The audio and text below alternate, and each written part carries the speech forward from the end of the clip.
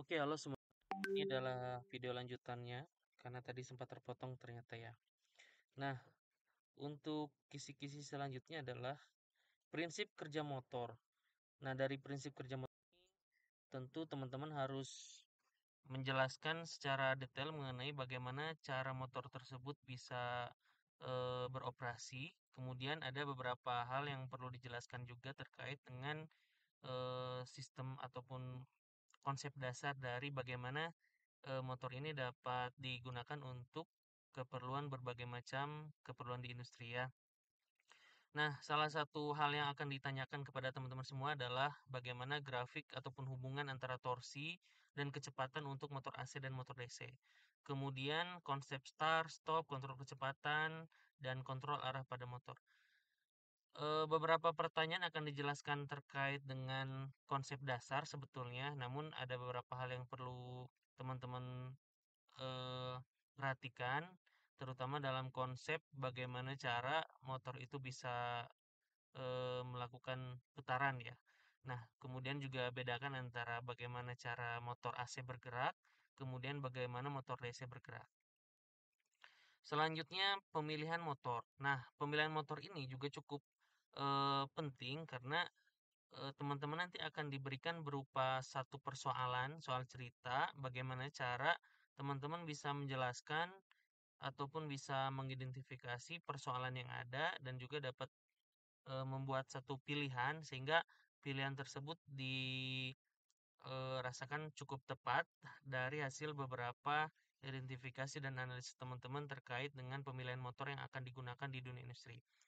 Nah, untuk pemilihan motor ini sendiri perlu beberapa hal yang harus diperhatikan, terutama dari segi perhitungan. Jadi, teman-teman silakan pelajari mengenai bagaimana menganalisis dan menghitung agar dapat memilih ataupun mendapatkan jawaban dari pilihan motor mana yang harus digunakan untuk satu persoalan tertentu ya. Kemudian ada teknologi kontrol penggerak modern sehingga di sini yang dijadikan satu eh, contoh ataupun yang digunakan atau yang akan dijelaskan ataupun nanti teman-teman harus menjelaskan mengenai VFD atau variable frequency drive.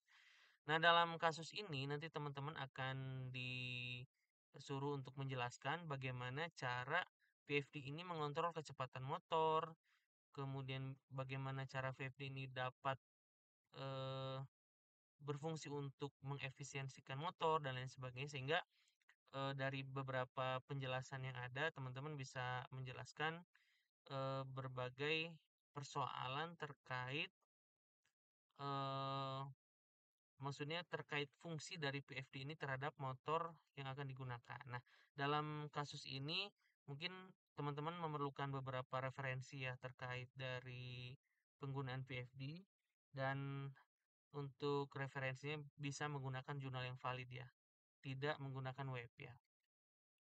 Kemudian ada aplikasi sistem penggerak di dunia industri, contohnya industri makanan, otomotif, tekstil.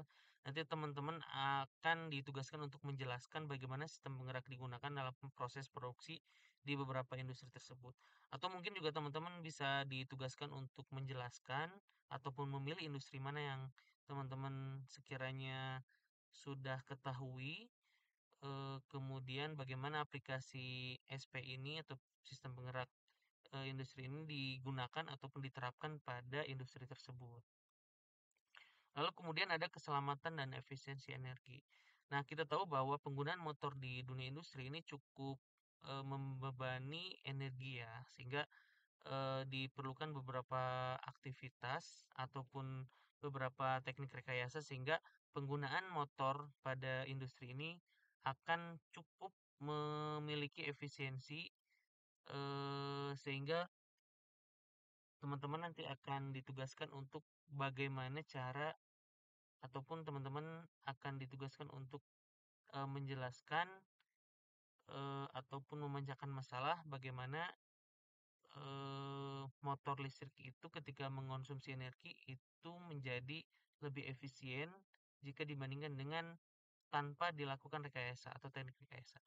Misalnya dengan menggunakan kapasitor. Nah, bagaimana kapasitor itu nanti berfungsi atau digunakan untuk menekan beban yang digunakan oleh motor, kemudian bagaimana peran kapasitor itu yang kemudian menjadi salah satu komponen yang bisa digunakan sekian watt ataupun sekian energi yang dikonsumsi oleh motor kemudian dapat direduksi oleh kapasitor tersebut. Nah, nanti teman-teman silakan pelajari terkait dengan penggunaan kapasitor misalnya. Nah, kemudian bukan hanya berbicara tentang efisiensi energi, juga tentang keselamatan kerja. Jadi bagaimana motor listrik dapat diproteksi ataupun bagaimana cara teman-teman bisa memproteksi motor listrik tersebut sehingga aman digunakan ketika pekerja mengoperasikan satu alat tersebut. Oke, segitu. Terima kasih semuanya. Mudah-mudahan UTS-nya berjalan lancar dan semuanya bisa mendapatkan hasil yang sukses.